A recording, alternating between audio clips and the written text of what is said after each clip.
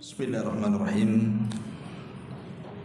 Assalamualaikum warahmatullahi wabarakatuh.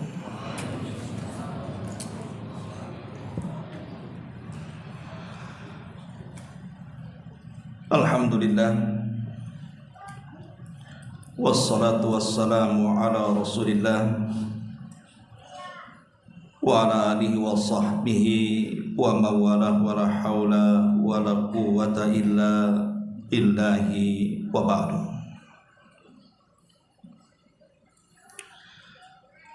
Alhamdulillah, segala puja dan puji hanya milik Allah subhanahu wa ta'ala. Salawat dan juga salam kita hadiahkan kepada Rasul kita Nabi besar Muhammad sallallahu alaihi wasallam. Kita lanjutkan kajian kita, masih membahas tafsir singkat dari surah Al-Mulk, dan kita masuk pada ayat ke 16 atau 17 dan seterusnya. A'udzubillahi minasyaitonirrajim. Bismillahirrahmanirrahim. Aamintum man fis samai an yakhsifa bikumul arda fa idza hiya tamur. Am amintum man fis samai an yursila alaikum hasiba fasata'lamuna kaifa nadir.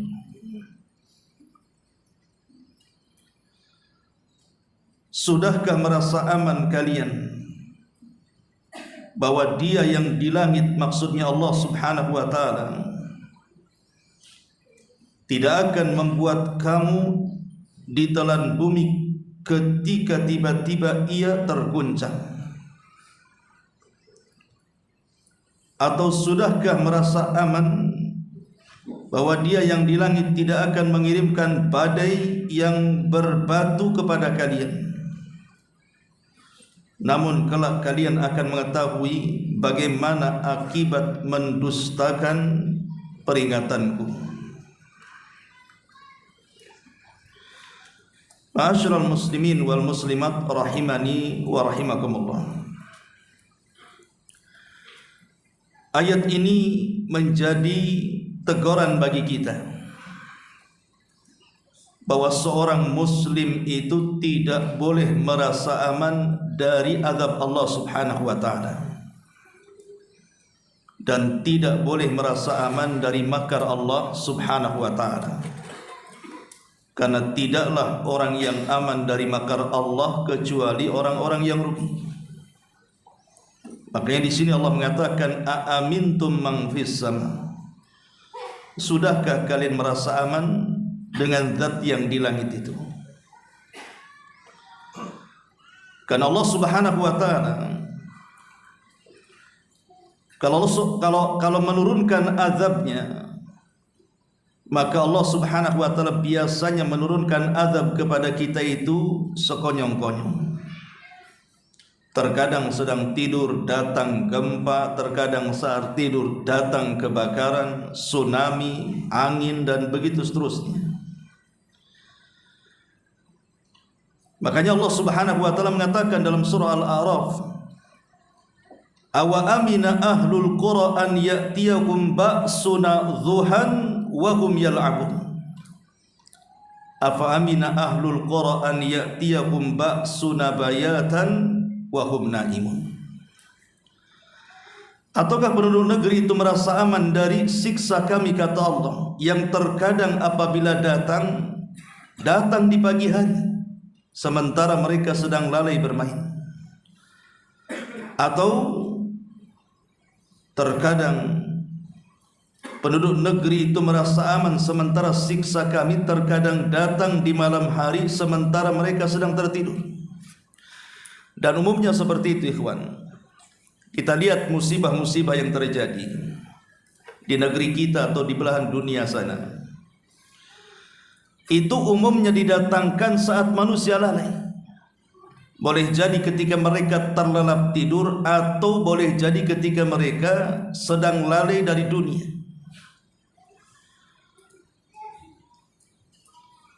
Dan begitulah Allah Subhanahu wa taala apabila mengirimkan azabnya memang seperti itu. Cuman kadang-kadang manusia lalai.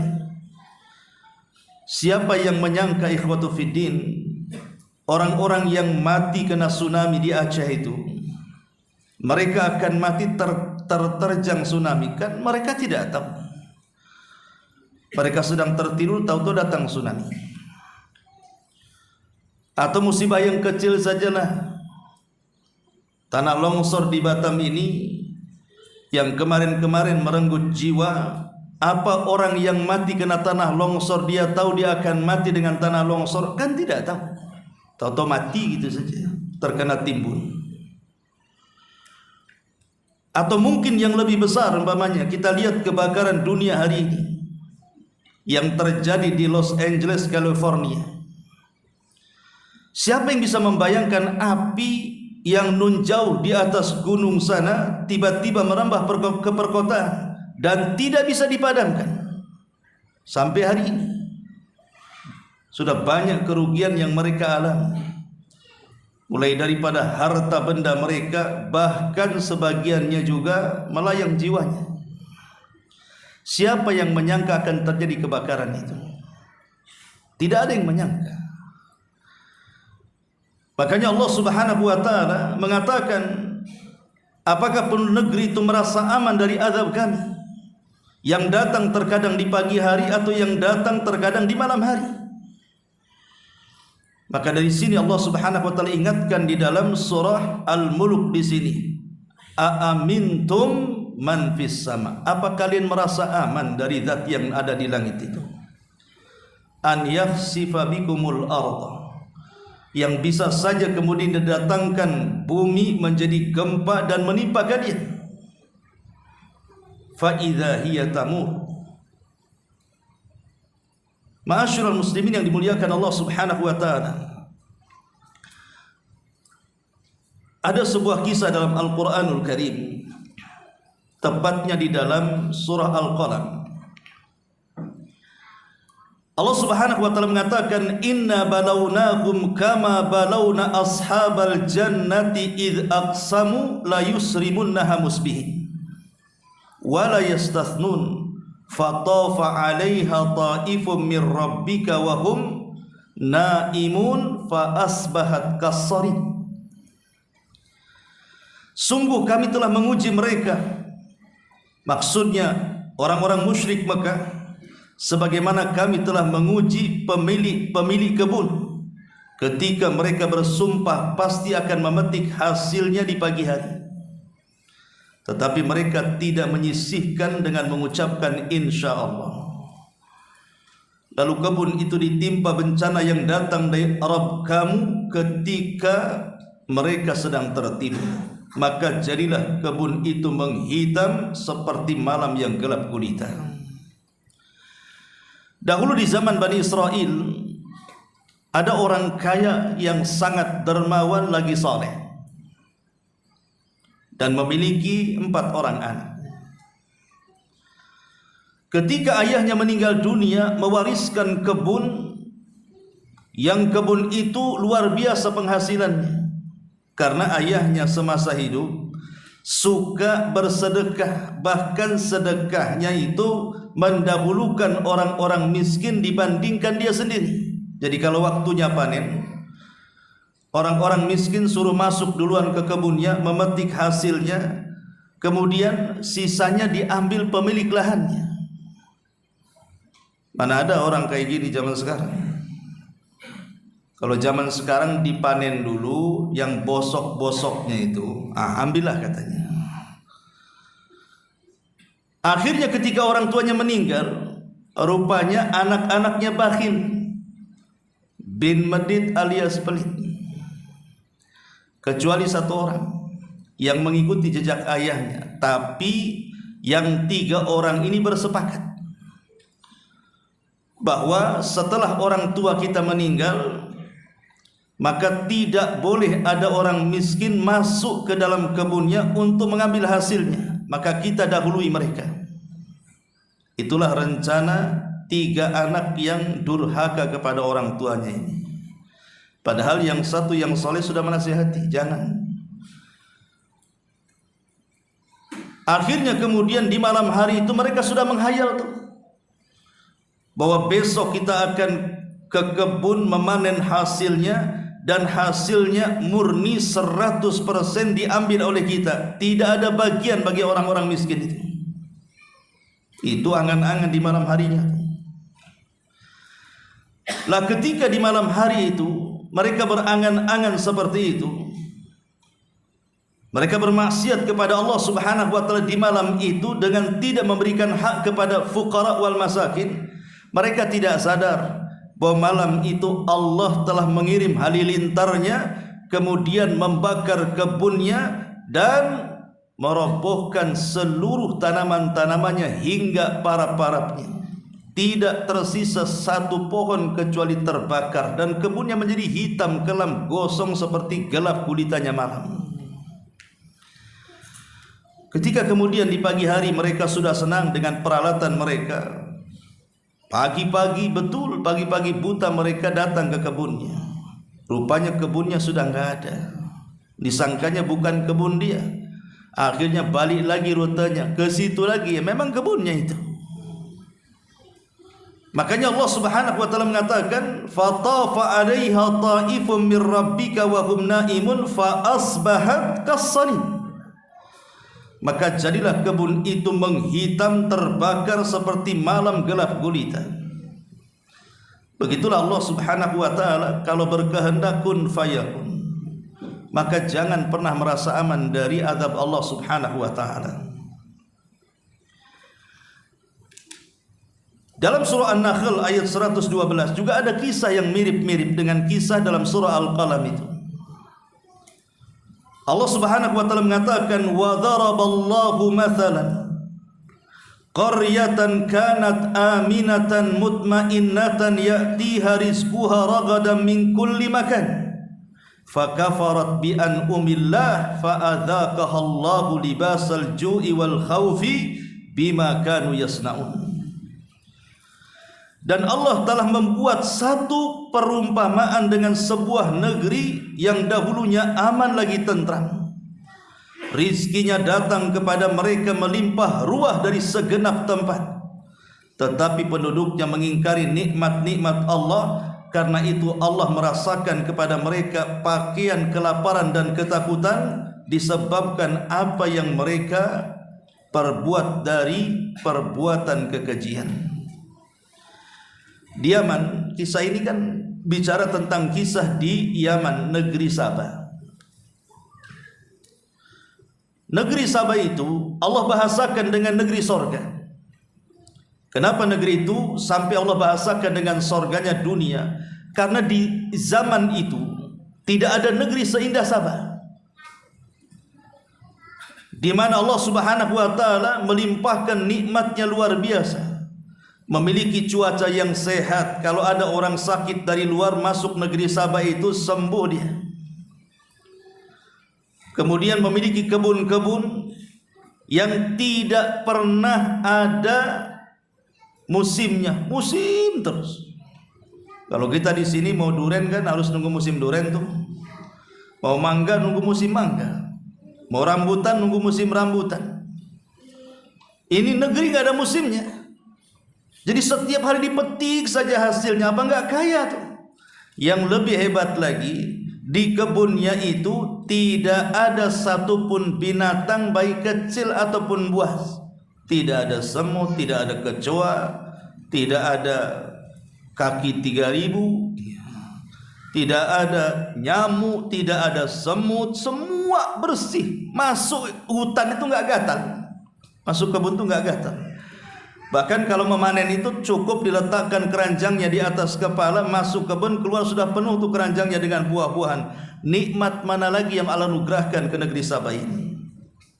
Tapi mereka merasa aman dari azab Allah Subhanahu wa taala dengan mulai meninggalkan agama tauhid, agama yang dibawa Sulaiman alaihi salam. Akhirnya kemudian karena mereka sudah sibuk dengan dunia, melupakan Allah Subhanahu wa taala, mulai menyekutukan Allah Subhanahu wa taala, apa yang terjadi? fa'adzaqaha Allahu libasal ju'i wal khaufi, maka Allah pakaikan kepada mereka pakaian kelaparan dan ketakutan dalam hidupnya. Kenapa? Karena negeri ini diazab oleh Allah Subhanahu wa taala dengan dikirimkan tikus-tikus sebesar kucing.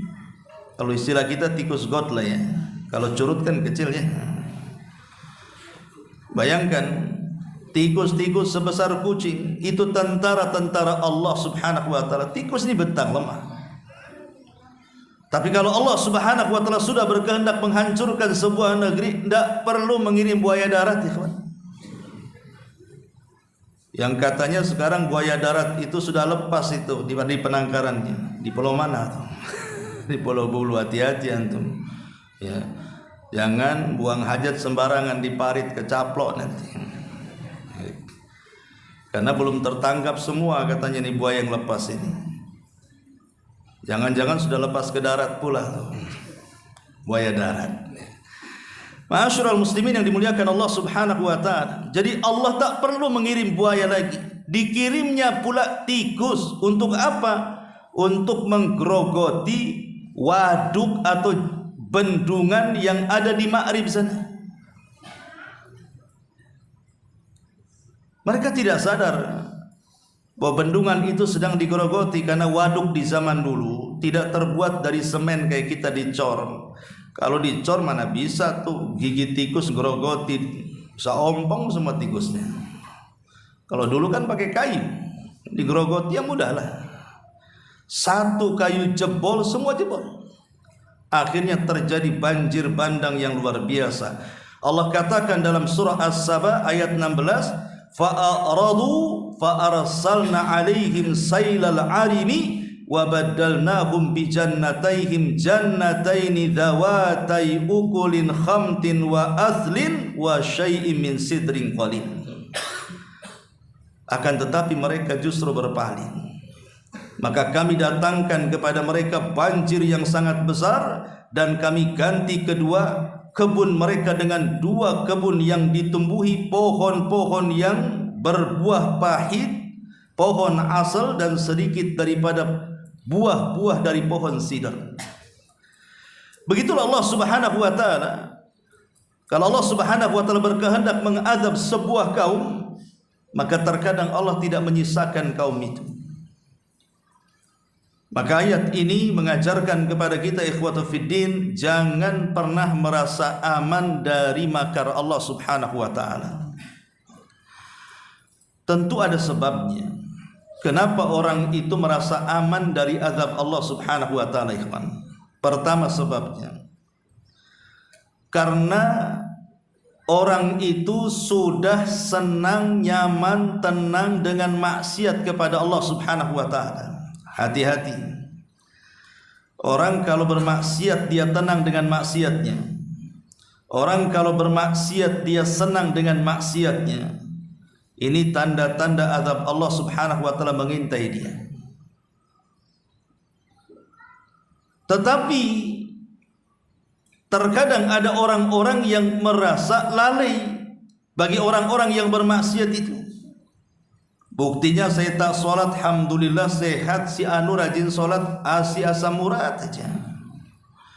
Darah tinggi, kolesterol, stroke pun sekarang dia katanya. Ataupun ada orang-orang yang merasa, alah saya tidak pernah ke masjid juga kok, tidak pernah hadir di majelis taklim juga, usaha saya lancar jaya, biasa-biasa saja. Karena ada orang-orang yang kemudian tertipu dengan nikmat yang Allah anugerahkan kepadanya di atas kemaksiatan yang dilakukan kepada zat yang telah memberikan nikmat kepadanya. Ingat, Rasul mengatakan, idza ra'aitallaha yu'til abda minad dunya ala ma'asihi fa inna dzalika istidrajun. Bila engkau melihat Allah memberi hambanya perkara-perkara dunia yang diinginkannya di atas kemaksiatannya, ingat itu hanya sekedar istidraj.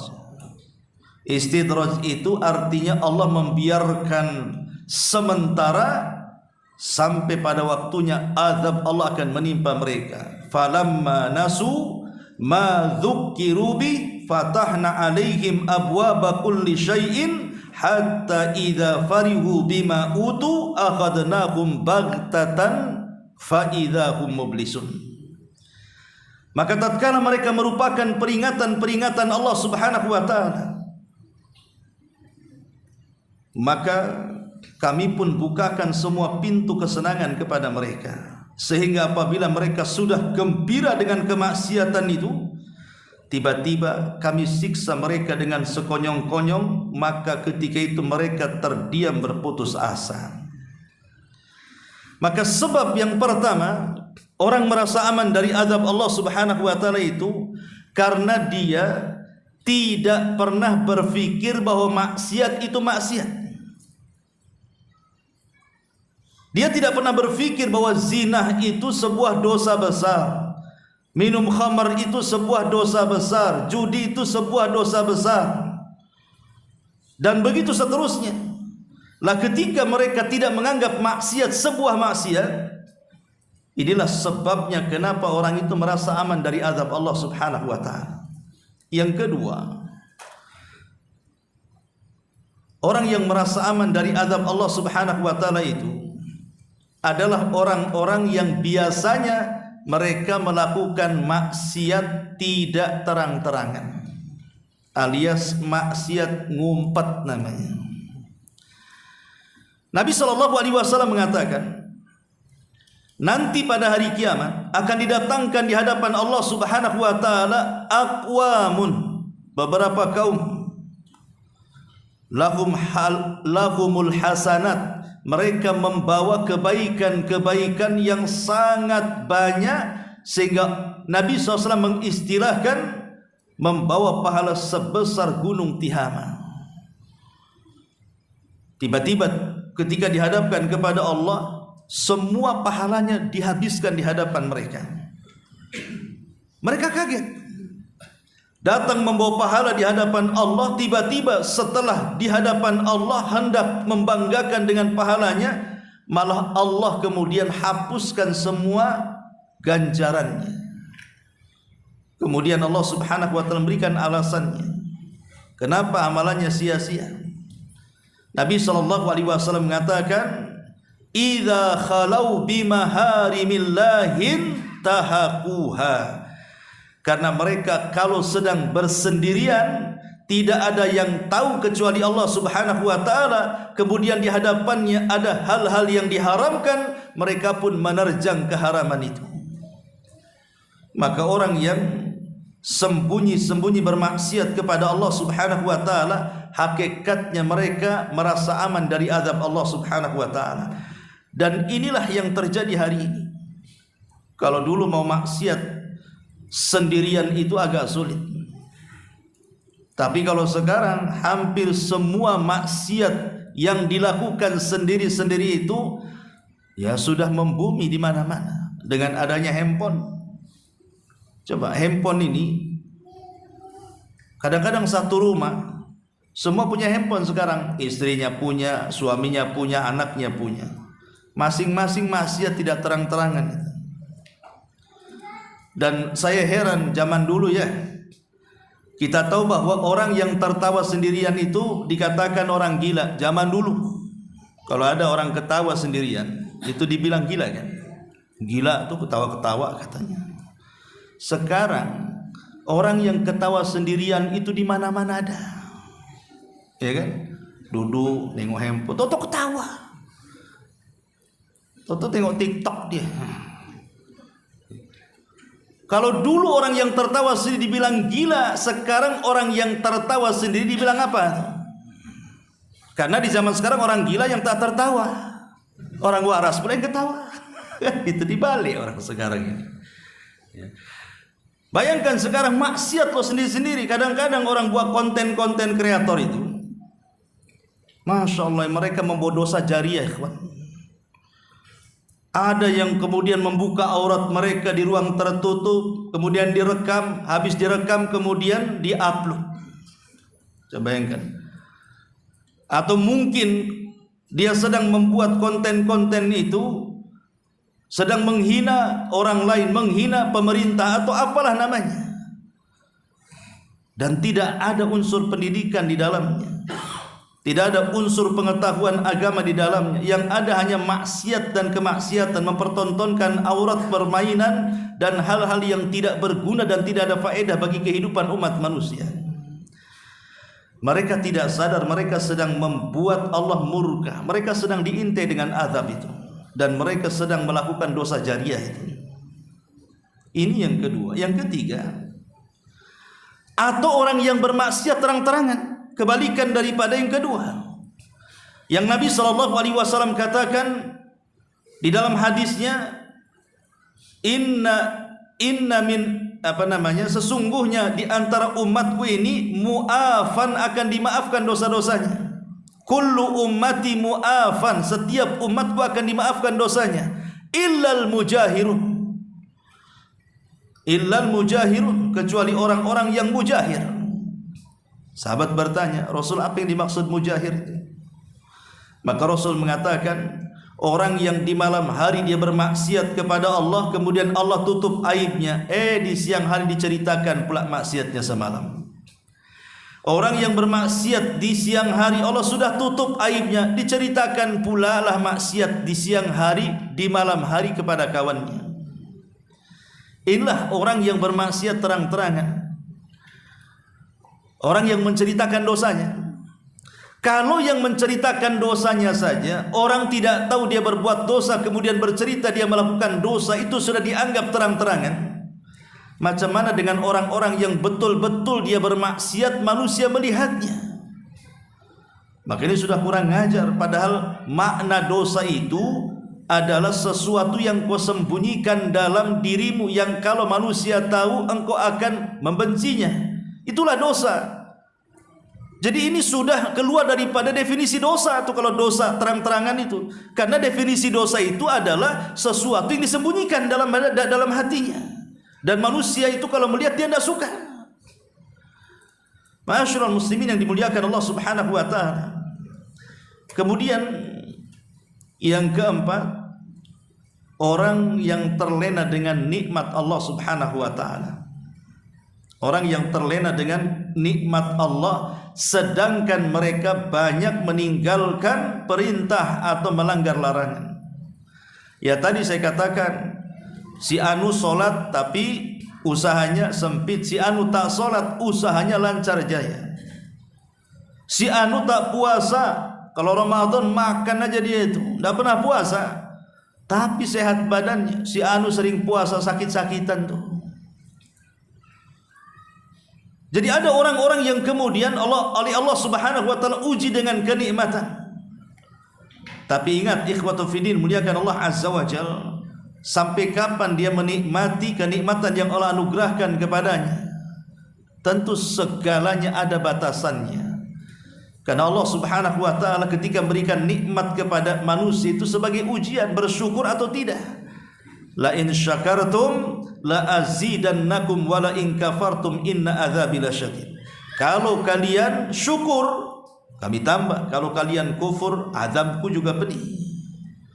Dan yang terakhir, orang yang terlena dengan kezaliman. Orang yang terlena dengan melakukan kezaliman kepada orang. Kan ada orang yang kemudian biasa melakukan kezaliman, mengambil hak orang lain, menyakiti perasaan orang lain, mengambil hak orang lain. Dia tidak sadar bahwa doa-doa orang-orang yang dizalimi itu melesat ke langit dan pasti akan diijabah oleh Allah Subhanahu wa taala, walaupun dalam jangka yang panjang. Karena segala kezaliman itu pasti ada akibatnya. Wala tahsabannallaha ghafilan amma ya'malu zalimun. Jangan kau sangka Allah lalai terhadap apa yang dilakukan orang-orang zalim. Ma'asyiral muslimin wal muslimat rahimani wa rahimakumullah. Kita tahu bahwa orang yang aman dari makar atau dari azab Allah Subhanahu wa taala itu biasanya dilakukan pertama baik secara individu, pribadi-pribadi, atau terkadang dilakukan berkelompok-kelompok. Adapun secara individu, ya tadi dia bermaksiat kepada Allah Subhanahu wa taala dan tidak melibatkan orang lain. Seperti umpamanya dia berzina. dia minum khamar, dia berjudi, atau maksiat-maksiat yang lainnya, itu maksiat-maksiat individu namanya. Lah yang seperti ini jangan kemudian dipikir bahwa orang-orang yang mereka melakukan zina, khamar dan yang semacamnya, Allah membiarkan. Tidak, mereka sedang diintai azab. Makanya Nabi SAW sampai mengatakan, "Idza dhahara az-zina war riba fi qaryatin faqad ahallu anfusahum adzab Allah." Kalau sudah menyebar perzinahan, sudah menyebar riba di sebuah tempat, maka artinya mereka sudah menghalalkan azab Allah ditimpakan kepada mereka. Dari sini Nabi SAW mengatakan kepada orang-orang muhajirin, "Ya ma'syaral muhajirin, man lam tadharil fahishatu fi qaumin qattun hatta tu'linu biha illa fasha fihimut ta'un wal auja allati lam takun madat fi aslafihimul ladzina madaw." Wahai orang-orang muhajirin, ingat, kalau sampai sebuah perzinahan, homoseksual, atau dengan kata lain LGBT itu sudah mulai tampak di tengah-tengah masyarakat, dan mereka sudah melakukan secara terang-terangan, dan apa yang dikatakan Rasul betul, hari ini sudah terang-terangan kan. Orang-orang yang melakukan perzinahan itu sudah terang-terangan. Karena kita lihat lokalisasi yang terkadang mirisnya itu justru malah dibiarkan oleh pemerintah. Alasannya karena ada pajaknya katanya di situ. Dibiarkan tuh maksiat itu. Banci-banci kaleng itu kan di mana-mana tuh. Saya pernah kaca mobil saya diketuk tuh. Tuk-tuk katanya, bang, banci kaleng. Waktu saya subuh-subuh tuh mau ngisi di Puskopkar, karena ngantuknya, ya. Jadi berhentilah di pinggir jalan itu, sebentar gitu ya. Tahu-tahu diketuk kacanya. Pas dibuka, bang, langsung saya tancap gas, ikhwan. Hilang ngantuknya. Subhanallah. Padahal itu sudah qiraah mau subuh loh ya Allah. Kok bisa nongkrong di situ di pasar second itu ya. Ma'asyiral muslimin yang dimuliakan Allah Subhanahu wa taala. Lah Nabi SAW mengatakan di sini kalau perkara-perkara seperti ini sudah dilakukan terang-terangan. Sekarang kan bisa di COD-kan bukan barang saja. Perempuan bisa COD sekarang untuk berzina, itu naudzubillah. Lihat bagaimana Allah Subhanahu wa taala akan menimpakan kepada mereka penyakit kan. Illa fasha fihi mutaun, kecuali Allah akan kirimkan kepada mereka taun, atau kalaupun tidak taun, penyakit-penyakit yang belum pernah terjangkit di zaman Nabi ada di zaman sekarang. Antum pernah dengar penyakit raja singa? Ya betul, singa raja. Ini penyakit. Ada namanya penyakit AIDS dan penyakit-penyakit kelamin yang lainnya. Sampai hari ini kan belum ada obatnya. Sekalipun taruhlah mungkin orang-orang cerdas berkumpul dari dokter sampai profesornya untuk mencari obat dari penyakit-penyakit ini, kemudian ditemukan, pasti Allah akan kirim bakteri yang lainnya. Karena yang mereka lawan itu bukan bakteri, yang mereka lawan itu Allah Subhanahu wa taala. Allah hanya menghendaki berhenti maksiat, maka penyakit itu akan hilang. Tapi kalau terus maksiat, pasti Allah akan jangkitkan kembali dengan berbagai macam penyakit dan namanya yang jauh lebih bahaya daripada penyakit sebelumnya. Lah terkadang maksiat itu ikhwatu fiddin dilakukan secara individu. Tapi ada juga maksiat itu dilakukan dalam sebuah lembaga. Mungkin dalam sebuah negara yang melakukannya. Seperti Nabi SAW mengatakan, "Malam tahkum a'immatuhum bi kitabillah wa yatakhayyaruna fima anzalallah illa ja'alallahu ba'sahum bainahum syadid." Ketika para pemimpin-pemimpin negara mereka tidak menerapkan hukum Al-Quran, jauh daripada sunnah Nabi SAW, enggan kembali kepada hukum Allah, lari daripada hukum nabinya Rasulullah, apa yang terjadi? Allah akan turunkan kepada bangsa yang seperti ini ba'sahum, azabnya yang sangat pedih. Boleh jadi dikirimkan musuh kepada negeri itu, boleh jadi sesama mereka saling berperang, boleh jadi sesama mereka saling menyerang, dan begitu seterusnya.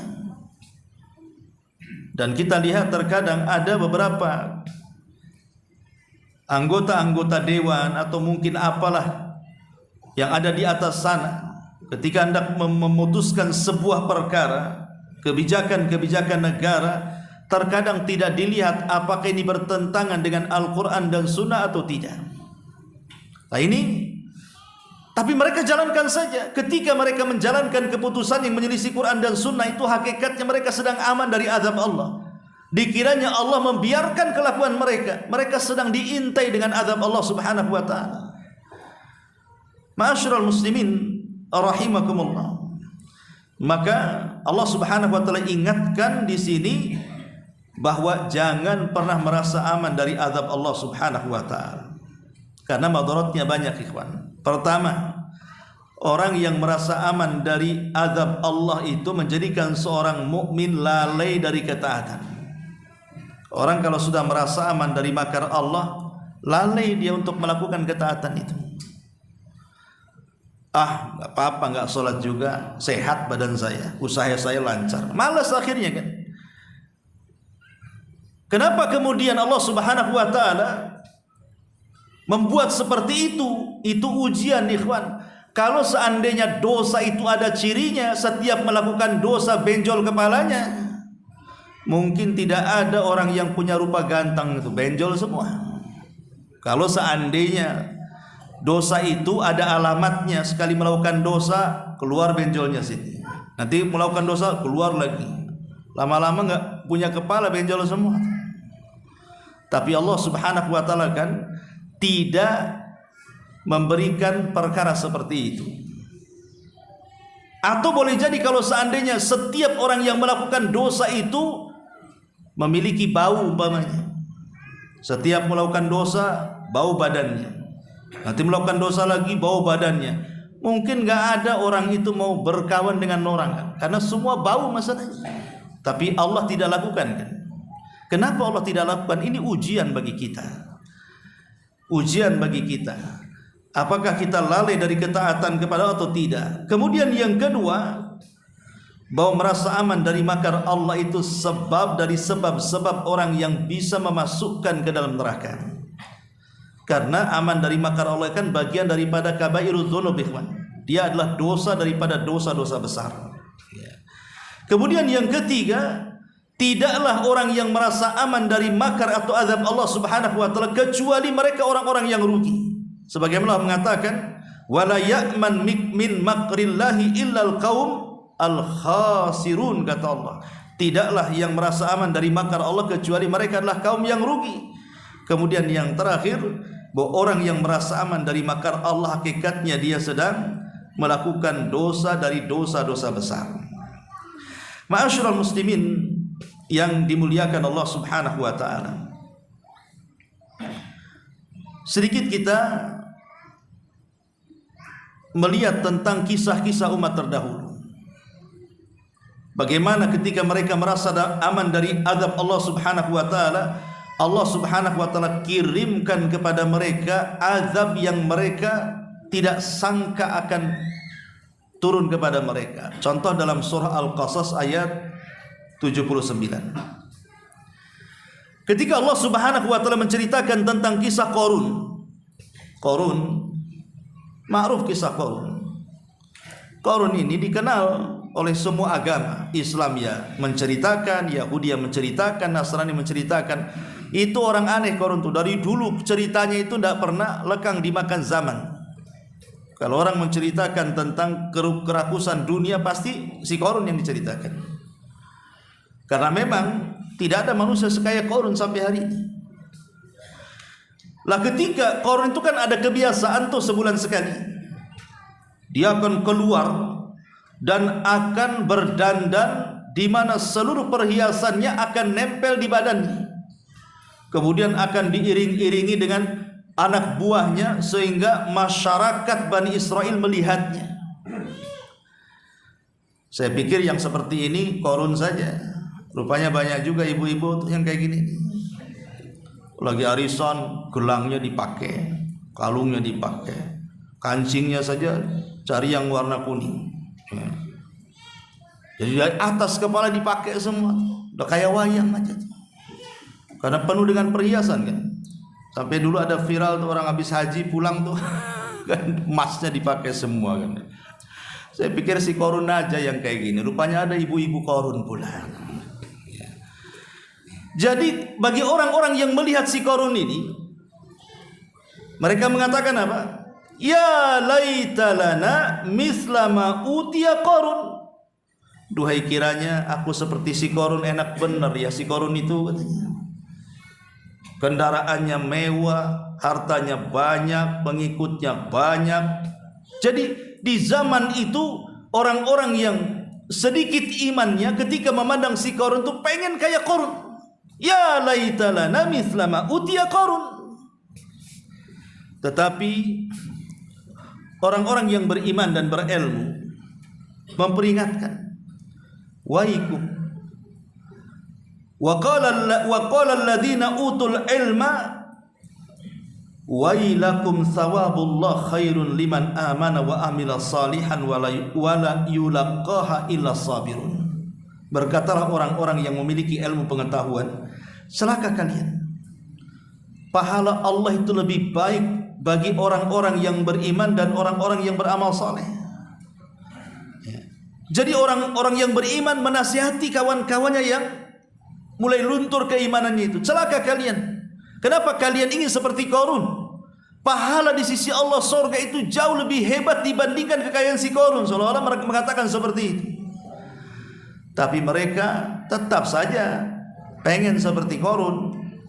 Maka ketika terjadi azab Allah kepada Qarun dan Allah katakan fakhasafna bihi wa bidarihil arda fama kana lahu min fi'atin yang suruna min dunillahi wa ma kana minal muntasirin. Maka kami benamkan Qarun bersama istana-istananya ke dalam bumi, maka tidak ada satu kelompok pun yang menolong Qarun selain Allah, dan Qarun tidak termasuk orang-orang yang bisa membela dirinya sendiri di hadapan Allah Subhanahu wa taala. Baru setelah itu orang-orang pun menyesal dan mengatakan, aku tak mau seperti Qarun. Lihat, Qarun ini kalau kita melihat sejarah Israiliyatnya, dulunya konon Qarun ini bukan orang biasa. Dia orang alim, orang alimnya Bani Israel. Jadi Qarun ini kalau baca Taurat itu indah banget suaranya. Kalau di zaman sekarang ini kori-kori lah ya, biasanya diundang untuk baca Quran saja di acara-acara tertentu lah. Qarun tuh kayak gitu tuh, kemana-mana diundang untuk membaca Taurat karena indah suaranya, maka disebut munawwir. Ya, Qarun itu saking indahnya suara itu lagi miskin. Ya. Tapi setelah kemudian dia datang kepada Nabi Musa meminta untuk didoakan supaya kaya dan diajarkan amalan-amalan yang bisa menjadi kaya, maka Nabi Musa alaihi salatu wasallam karena melihat bagaimana kebaikan Qarun dalam agamanya, dikiranya tidak akan terfitnah dengan harta kan. Maka Qarun pun akhirnya mengamalkan apa yang dianjurkan Nabi Musa. Tak berselang lama akhirnya Qarun menjadi orang yang paling kaya raya di zaman itu. Ketika sudah kaya, justru dia memusuhi Nabi Musa. Tidak ada terima kasihnya tuh. Makanya dia kemudian hasad kepada Nabi Musa. Dia yang kaya raya tidak dihormati orang, Nabi Musa yang miskin tapi kenapa dihormati orang?